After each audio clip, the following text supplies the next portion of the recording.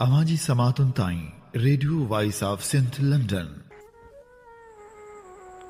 पाबोयो पुछन किथे हथ हबीब जो, नेज़े हेठां नींहं जे पासे पाण न कन। आशिक अजल साम्हां ऊंचे घाट अचन, कुसण कुर्ब जिन मरण तिन मुशाहिदो। भलारे भिटदणी जे भलारे बैत सां मुझी आवाज़ मुसाफ़िर radio voice of Sindh London तां थी दुनिया जी कुंड कुड़छ ताईं। जंहिंजा माग ॿुधिजे पियो उन्हनि मिणी महिरबाननि खे सिक भरियो सलाम इशाल क़बूल पवे। 17 मई 2025 छंछर जे ॾींहुं प्रोग्राम सोच वीचार साण करे आऊं अवां जी ख़िदमत में हाज़ुर आहियां जो पंहिंजो मेज़बान हबीब लगारी। प्रोग्राम जी शुरूआत में अवां लाइ इहा ई दुआ त शाल जितो जो असुख सलामती सां हुजो, कॾहिं बि ॾुखियो ॾींहुं न ॾिसो ऐं कॾहिं बि अवां जूं मुर्कूं मेरियूं न थियनि। दुनिया जी कुंड कुड़छ में जिते बि रहो सिंध लाइ, सिंध वासियुनि लाइ ऐं दुनिया जे मज़लूम माण्हुनि लाइ इजा खोड़ींदा रहो। शाल अवां जा ख़्वाब तइबीरनि सां लाऊं लही सघनि। काल्ह सोगवार सिज नेठि लही वियो, पर पंहिंजे पुठियां अनेक दर्द जा दास्तान छॾे वियो। उहे दास्तान जिन खे सिंध कॾहिं बि विसारे कोन सघंदी। ऐं जॾहिं बि 16 मई जो ॾिहाड़ो मोटी ईंदो, तॾहिं उन्हनि दोस्तनि जी यादि बि खणी ईंदो जिन जो पंहिंजी पंहिंजी फील्ड में अहम किरदारु रहियो। काल्ह सिंध मथे विछोड़े जो ॾींहुं लथो हो ऐं काल्ह 4 मुनफ़रद शख़्सियतूं हमेशह लाइ आरामी थी वियूं। सुफ़ियाणे राग सां वास्तो रखंदड़ सदरुद्दीन शाह बि लाॾाणो करे वियो। वॾे वक़्त खां बीमारियुनि सां झेड़ींदे हुन गम से अस्पताल में काल्ह पसाह पूरा करे छॾिया। तोड़ जो हुन जिगर जो ट्रांसप्लांट बि करायो हो, पर फ़क़ीर फ़र्क़ु न कयो ऐं हू हमेशह लाइ विछड़ी वियो। पुठियां रहिजी विया संदसि घर भाती ऐं परिस्तार, जेके अॼु बि सोगवार आहिनि। नौशर फिरोज़ जे फुल शहर सां वास्तो रखंदड़ ख़ूबसूरत लेखक ऐं नावल नवीस पारस बिलाल सां बि काल्ह संदसि दिलि बेवफ़ाई करे वई ऐं हूअ हमेशह लाइ मोकिलाए वियो। पारस बिलाल नौजवान लेखक हुजण सां गॾोगॾु वकालत जे शोबे सां वाबस्ता हो। बबरलो में हयल एहतिजाजी धरणे में पारस बिलाल जो अहम किरदारु रहियो। जिते हूअ बबरलो धरणे में शरीक रहियो, उते हूअ अॻवाणी वारो किरदारु बि अदा कंदो रहियो। पारस बिलाल वकालत जे शोबे में अहम सुञाणप रखंदड़ नौजवान लिखारी हो। संदसि हिकु नावल पिणु छपजी चुको आहे। जॾहिं त काल्ह नौजवान शाइर ऐं झोल सां वास्तो रखंदड़ नौजवान लेखक अली मर्दान मलूखाणी बि लाॾाणो करे वियो। अली मर्दान न सिर्फ़ु लेखक हो, पर हू हिकु बहितरीनु उस्ताद पिणु हो। हुन मुख़्तलिफ़ तालीमी इदारनि में ख़िदमतूं सरअंजाम पे ॾिनियूं। हिन वक़्तु हुन प्राइमरी उस्ताद तौरु पंहिंजा फ़र्ज़ पे निभाया। काल्ह दिलि जे दौरे सबबि हमेशह लाइ मोकिलाए वियो। बरख ॾाहे सियासतदान रसूल बख्श पलीजे जी भेण अवामी तहरीक जे प्लेटफार्म ताईं इंतिहाई सरगर्म रहंदड़ हुरुनिसा पलीजो बि काल्ह मोकिलाए वई। सिंध जे हक़नि जी हासिलात वारी जदोजहद में हुरुनिसा पलीजे जो अहम किरदारु रहियो।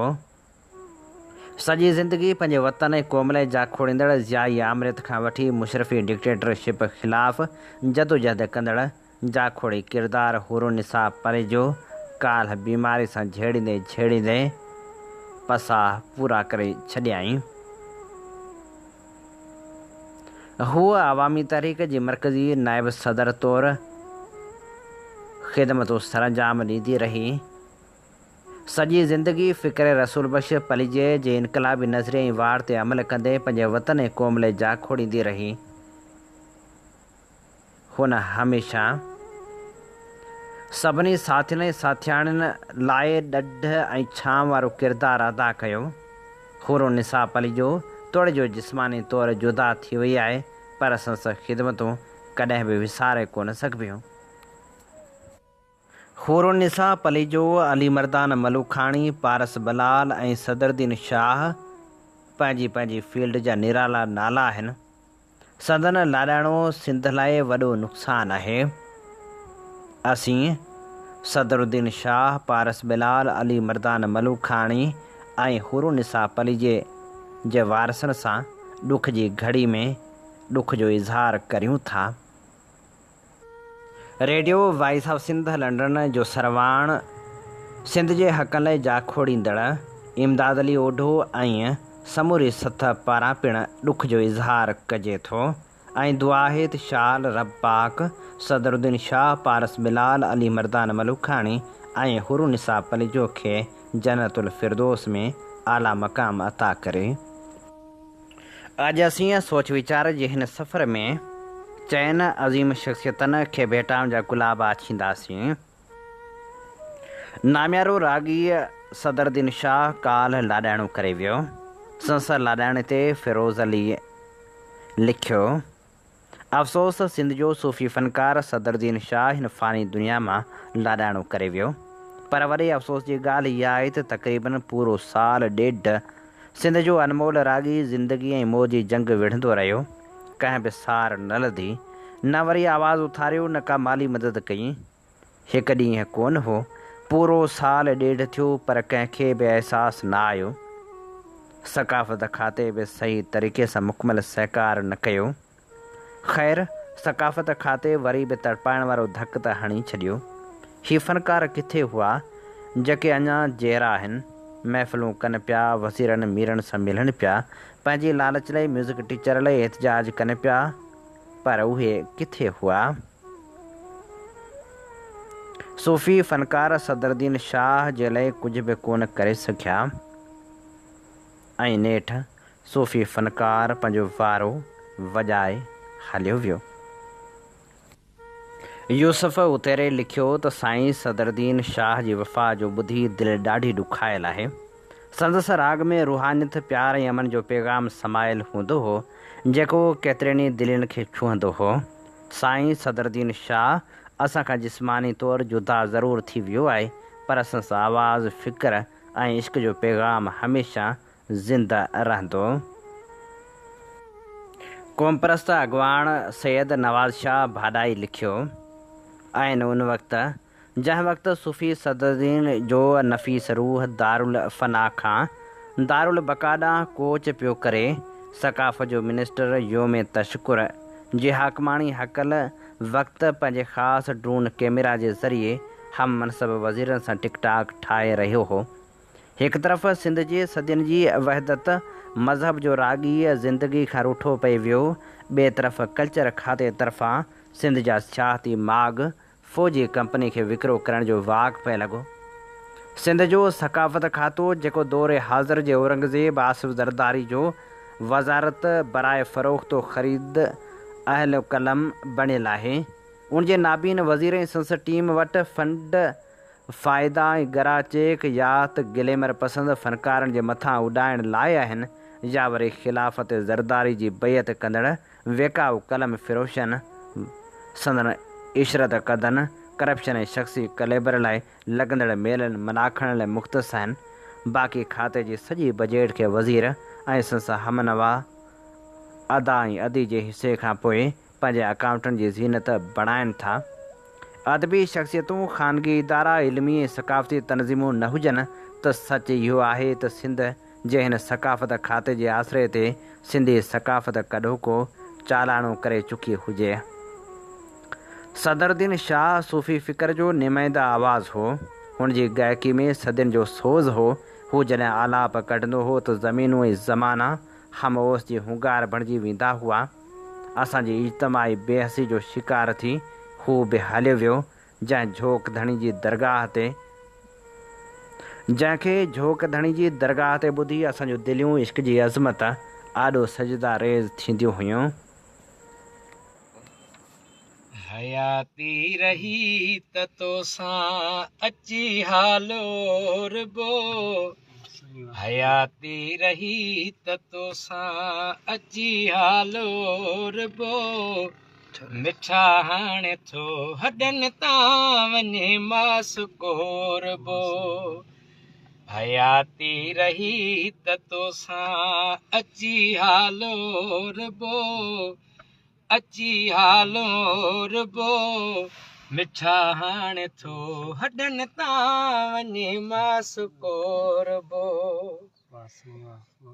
जॾहिं खां असांजो तो पाड़ो फिटी कयो तॾहिं खां करे फिराकन कुराड़ो फिटी कयो मां सम्झा मरी बि वेंदुसि मां सम्झा मरी बि वेंदुसि। मिलण वारी मौसम में आयल विछोड़न वारी मुंद में विछड़ी वियल हूरो निसाब पलीजो बि अॼु ठटे ज़िले जी सरज़मीन में मिटी मां हवाले थी वेंदी, पर संदसि किरदारु हमेशह यादि रखियो वेंदो। हूअ जेका हूं त रसूल बख्श पलीजे जी भेण हुई, पर सिंधियाणी तहरीक जी रूह रवां बि हुई। हूरो निसाब पलीजो हर दौर में अमृत खे ललकारियो। हूअ सदाई जदोजहद जे मैदान में रही।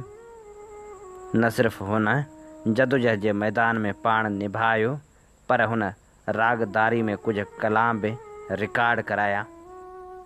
अदी हुरनिसा पलीजो ऐं ग़ुलाम फातिमा पलीजो ॿई गॾिजी लोक गीत ॻाईंदियूं हुयूं। हू बि लोक गीतनि में क़ौमी गीतनि खे उरूज बख़्शण जो सेरो पलीजो ख़ानदान ॾांहुं वञे थो।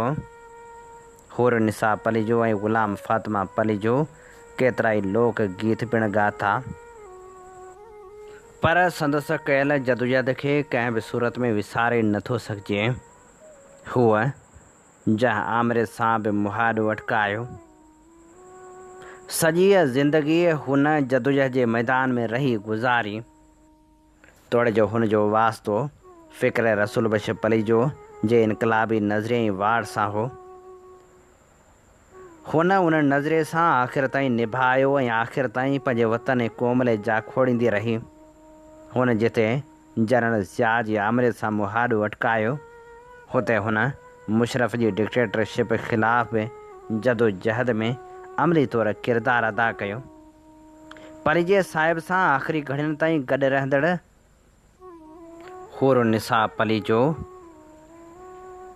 सिंधियाणी तहरीक जे कारकुन न्याणियुनि लाइ ॾढ बि हुई त छपर ऐं छां बि हुई। काल जॾहिं हूअ विछड़ी वई त रुॻो नौजवान कारकुन सोग में वकोड़जी न विया हुआ, पर उहे भेनरूं बि रोई पियूं जिन लाइ हूअ हमेशह ॾढ रही। हुन सियासत जे पुरखार रस्तनि ते साबित क़दम रही पाण पतोड़ियो।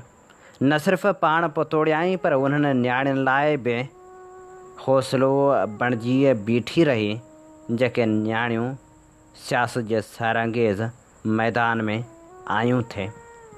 सिंधियाणी तहरीक जे प्लेटफार्म तां हुन हमेशह मुतहरिक किरदारु अदा कयो। हुन सिंध जे न्याणियुनि खे मुतहरिक बि कयो ऐं जदोजहद जा गस बि ॾसिया। हूअ सिंध जे पासे इन करे बि बीठल हुई जो खेसि रसूल बख्श पलीजो जी जदोजहद में गॾु हुजण जो एज़ाज़ हासिलु हो।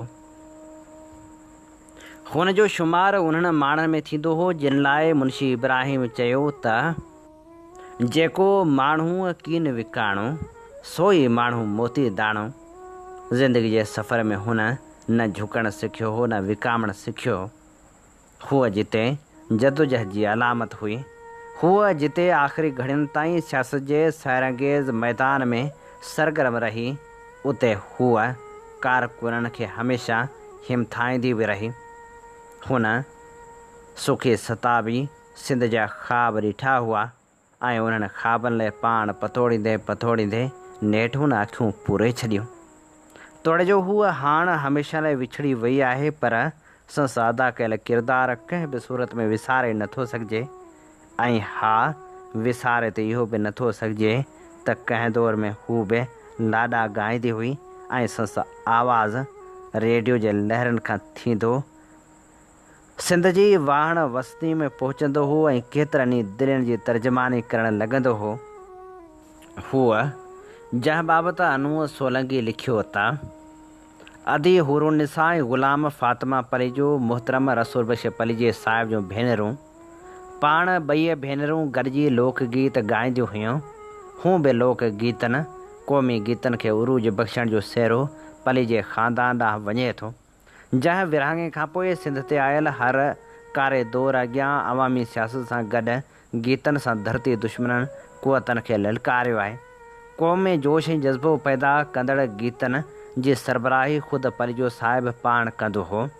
जी ज़रीना बलोच हर मुहाज़े गीतनि सां पंहिंजनि हक़नि लाइ वेड़ विढ़ंदी रही, जंहिंजो तसलसल अदी हुरुनिसा पलिजो, ग़ुलाम फातिमा पलिजो, सूरज पलिजो, पिरह पलिजो ऐं अञा बि संदसि घराणे जूं ॿारड़ियूं जदीद अंदाज़ में सिंध लाइ गीत ॻाईंदियूं नज़र ईंदियूं आहिनि।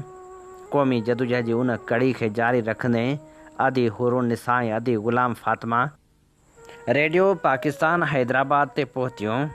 पाण जी ज़रीना बलोच जे साथ सां लोक गीत ॻाया, जेके लाड़ जे लहजे ऐं पुरसोज़ हुअण करे तमामु घणो साराहिया विया। खेनि तॾो के मशहूरु रेडियो प्रोग्राम सुगड़ियुनि सथ में लोक गीत ॻाइण जो मौक़ो मिलियो। अॻिते हली अदी हुरुनिसा उन प्रोग्राम जी कंपेयरिंग बि पाण करणु लॻी। सुरीलनि लोक गीतनि जी चूंड ऐं अदी हुरुनिसा जी कंपेयरिंग सुगड़ियुनि सथ खे चार चंड लॻाए छॾिया। उन वक़्तु हिकु मसइलो साम्हूं आयो त संदन तालुक़ अवामी सियासी घराणे सां हुअण सबबि संदन असली नालनि जी जाइ ते फ़र्ज़ी नाला सोफ़िया ऐं यास्मीन रखिया विया।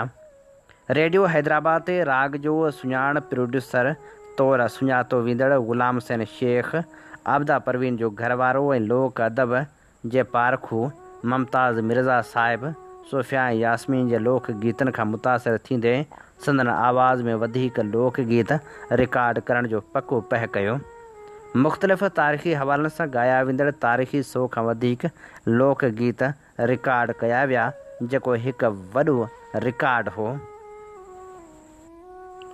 ऐं हाणे अव्हां जी ख़िदमत में पेश करियूं था हुरुनिसा ऐं ग़ुलाम फातिमा जो ॻायल लोक गीत। नगर शहर थी वञा तारन भरड़ी जरा साथ तसो ढल जो भर जो अचे डेज तराणल जो भर जो अचे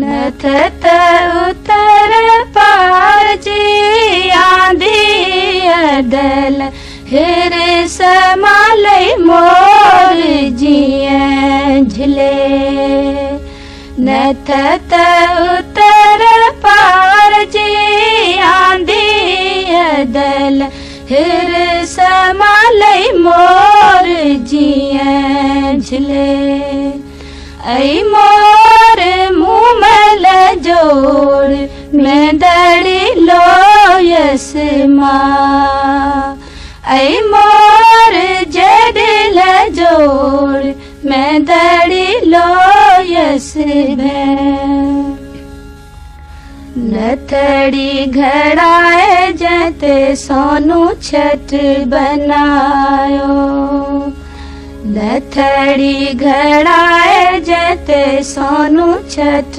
बनायो सोनू छठ बनायो माड़ीअ में राणीअ रारी जायो राणीअ रारी जायो ढोलो ढकिय रात ऊंची अजन से आयो राणीअ रारी जायो ढोलो ढकिय रात ऊंची अजन से आयो। अमीं ॿुधी रहिया आहियो radio voice of Sindh London. अव्हां जी ख़िदमत में प्रोग्राम पेश कयो पियो वञे सोच वीचार जे हिन सफ़र में आऊं अव्हां सां मुखातिब अव्हां जो पंहिंजो मेज़बान हबीब लगारी। साईं मुंहिंजा अॼु सिंध जे विछड़ी वियल अहम शख़्सियतनि सदरुद्दीन शाह, पारस बिलाल, अली मर्दान मलुखाणी ऐं रसूल बख्श पलिजे जी भेण सियासी तौरु इंतिहाई सरगर्म रहंदड़ औरत अॻवान हुरुनिसा पलिजो जे विछोड़े ते खेनि भेटा पेश करे रहिया आहियूं। नामियारो वकील सियासी समाजी अॻुवाण पारस बिलाल पिणु विछोड़ जो वर्लाप ॾेई वियो आहे। पारस बिलाल कराची में दिलि जो दौरो पवण सबबि लाॾाणो करे वियो। खेसि नौशर फिरोज़ भरिसां फुल जे इलाइक़े में मिटी माउ हवाले कयो वियो। पारस बिलाल खे सारींदे भेटा पेश कंदे हफ़ीज़ चांडीअ लिखियो। साणस 8 साल अॻु मुलाक़ात थी हुई। अॼु संदसि विछड़ण जी ख़बर दिली तौरु सदमो रसायो आहे। प्यारा पारस बिलाल, तूं त सिधी ॿोली जो मुहाफ़िज़ हुएं। रहमत बिलाल सां सॼी सिंध जी यात्रा ते तूं हिकु फ़िकर खणी सिंध जे ॻोठ ॻोठ शहर शहर चौक ऐं चौराहनि ते तालीमी सुजाॻी लाइ तुंहिंजी कयल जदोजहद कंहिं खां विसरी सघंदी। प्यारा, 8 सालनि दौरान जेतोणीकि आऊं ॿ 4 भेरा हाला ॾे बि आयो हुअसि, पर चाहींदे बि तोसां मिली न सघियसि, जंहिंजो अफ़सोस सॼी उमिरि रहंदो। अॼु तुंहिंजे विछड़ण ते सिंध जी तालीमी रोशनाई उदास थी पई आहे।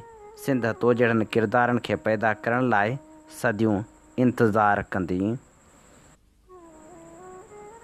नौजवान वकील ज़फ़र हुसैन मरी लिखे थो, अफ़सोस असांजे सथ जो बहितरीनु दोस्त एडवोकेट पारस बिलाल बि असां खां जिस्मानी तौरु जुदा थी वियो। पारस यार, तव्हांजे अणमुदे ते विछोड़े जी ख़बर ॿुधी ज़मीन पेरनि हेठां निकिरी वई। रमज़ान शरीफ़ में पाण कराची में मिलियासीं। अव्हां चयो हो त हेल सावण जे बरसातुनि में कारुंझर जबल ते जिस्म खे पुसाए उते बि कैनाल समूरा नामंज़ूर, कारपोरेट फार्मिंग नामंज़ूर, कारुंझर जी कटाई बंदि कयो जा नारा हणंदासीं ऐं कास्बे जे मोर पखीअ जी ॿोली ऐं उनजे रोमांस सुमेत उस्ताद यूसुफ फ़क़ीर जे सुर सारंग जे आलाप खे कां बि ॿधी ॿुधंदासीं। पर यार, ही वेल वञण जी न हुई। राणा तमामु घणो ॾुख पहुतो। तो जहिड़ो दिलबर यार असांजे वलर मां अलॻि थी वियो। हाणे कराची सिटी कोर्ट ऐं हाई कोर्ट में जा डेस्क तोखां सवाइ अधूरी हूंदी। कैंटीन जी फ्रूट चाट जी मिठास बि कोन हूंदी। बसि यार, अलविदा। दियाल सहराई लिखियो। पारस बिलाल प्यारो दोस्त हो। एतबार ई न पियो अचे त हीउ विछड़ी वियो आहे। कराची वियसि, जुडिशल ट्रेनिंग ते सिटी कोर्ट में मिलियो। तवील कचहरी थी। इंटरव्यू ॾियणु वियसि तॾहिं बि मिलियो। इंटरव्यू न पए थियो, मिड़ई सिंध बार वारनि रुलायो। तेसि ताईं आमिर वड़ाइज सां गॾु साम्हूं आयो पए। हुन वड़ाइज खे चयो त हीउ कमु आहे। 5 मिंट में आमिर वड़ाइज गॾु हलियो ऐं इंटरव्यू लिस्ट में नालो लिखारायो। पोइ आमिर वड़ाइज खे चयाईं, सर, मैं दियाल भाई के साथ कचहरी करता हूँ। यादगार कचहरी थी। हिकु हिकु ॻाल्हि यादि आहे, सदाईं यादि रहंदे प्यारा। ज़ुल्फ़कार चांडियो लिखे थो त इंतहाई प्यारे दोस्त साथी एडवोकेट पारस बिलाल जे ओचिते विछोड़ जो ॿुधी जीव झुरी पियो आहे। पारस सां तक़रीबन 2012 में मुलाक़ात थी हुई ऐं संदसि मोहबतनि जो सिलसिलो पिणु जारी सारी रहियो। बबरलो धरणे में पिणु मुलाक़ात रही। सदाईं मूंसां मज़ाक़ कंदो रहंदो हो त बाबा, असीं कारण चांडियुनि जे राज में पिया गुज़ारियूं। तमामु प्यारो मुख़लिस ऐं मज़ाहिया इंसानु हुयो। अॼु ओचितो ख़बर पई त असांजो महबूब दोस्त असां खां हमेशह लाइ विछड़ी वियो आहे। पारस बिलाल बाबति लालदीन लिखियो। ज़मीन ॼण पेरनि हेठां निकिरी वई। अचानक ख़बर ॿुधीसीं हिकु बहितरीनु लेखक, कहाणीकार ऐं क़ानूनदान एडवोकेट पारस बिलाल असांजे विच में नाहे रहियो। पारस बिरादरी जे नौजवाननि में हिकु महिनती, मोहबती, आला इख़लाक़ ऐं मुस्बत सोच रखण वारो जवान हुयो। पारस पंहिंजी ज़िंदगी में समाज जी वॾी ख़िदमत कई। महिनत करे हुन वॾो मक़ाम हासिलु कयो, पर ज़िंदगी हुन सां वफ़ा न कई। दुआ आहे त रब पाक संस दर्जा बुलंद करे। अवांजी समातुनि ताईं radio voice of Sindh London. अमीं ॿुधी रहिया आहियो radio voice of Sindh London. अवांजी ख़िदमत में प्रोग्राम पेश कयो पियो वञे सोच वीचार जे हिन सफ़र में आऊं अवां सां मुखातिब अवांजो पंहिंजो मेज़बान हबीब लगारी।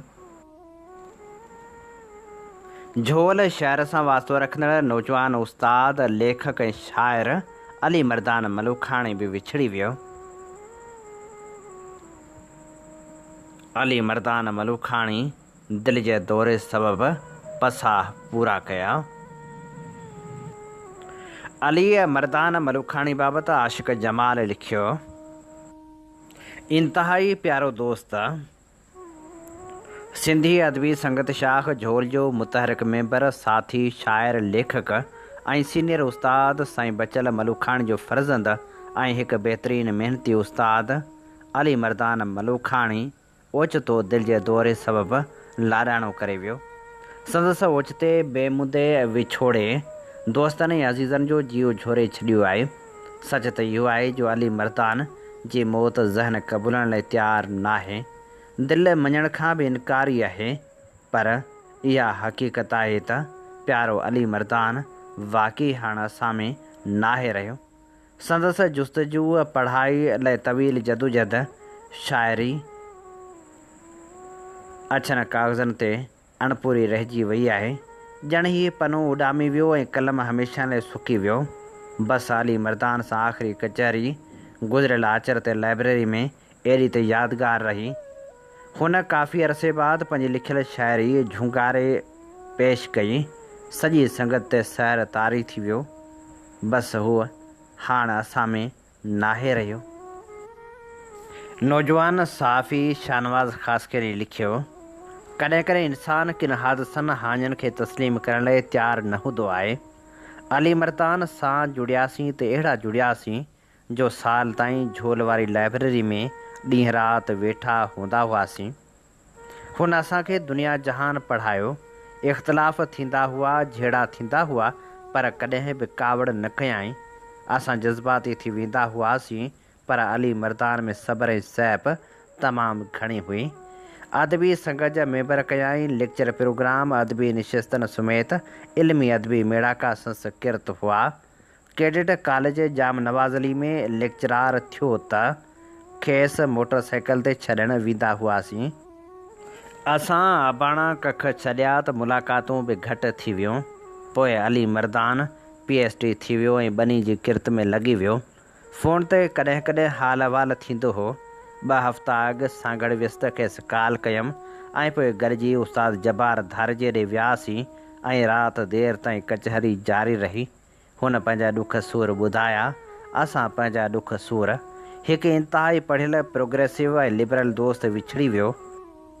विछड़बो आहे पर ईअं नाहे विछड़बो अली मर्दान।